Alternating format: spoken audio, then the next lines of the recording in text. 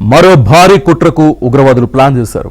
Pakistan ISI ఆదేశాలతో recce నిర్వహించిన 4 నిందితులు అరెస్ట్ అయ్యారు. వీరి నుంచి 2 విదేశీ పిస్టల్స్, తూటాలు, 5 మొబైల్స్ స్వాధీనం చేసుకున్నారు. పోలీసుల దర్యాప్తులో సంచలన విషయాలు వెలుగులోకి వచ్చాయి.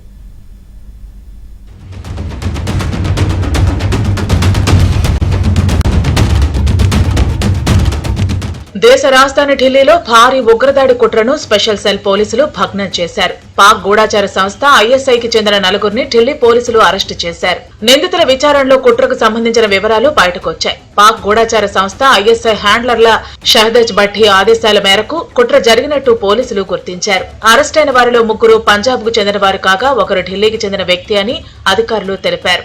Good morning everyone. Team of Special Cell New Delhi range has arrested 4 accused, 3 from Punjab and 1 from Delhi in a major crackdown against Sajjad Bhatti network.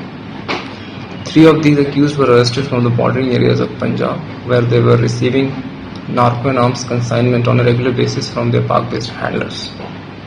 These handlers were found to be linked with Sajjad Bhatti network. One of them was arrested from Delhi who was tasked for recce of religious places, police establishments, police nakas, etc. He was also promised to be provided weapons for carrying out some firing incident in Delhi.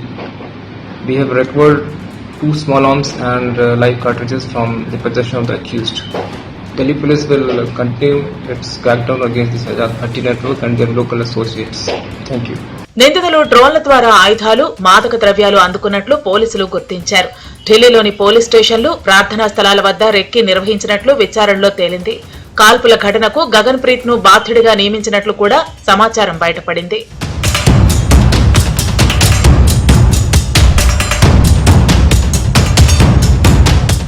ఈ కేసులో భారత శిక్షా స్మృతి arms act కింద పోలీసులు కేసులు నమోదు చేశారు. Arrest అనంతరం నిందితుల వద్ద నుంచి 2 విదేశీ పిస్టల్స్, 9 తూటాలు, అలాగే 5 మొబైల్ ఫోన్లు స్వాధీనం చేసుకున్నారు. ఈ మొబైల్ ఫోన్లలో విదేశీ నంబర్లతో నిరంతర సంప్రదింపులు జరిగినట్లు దర్యాప్తులో బయటపడింది. ఉగ్ర నెట్వర్క్ పై ఢిల్లీ పోలీసులు దర్యాప్తు కొనసాగిస్తున్నట్లు తెలిపారు.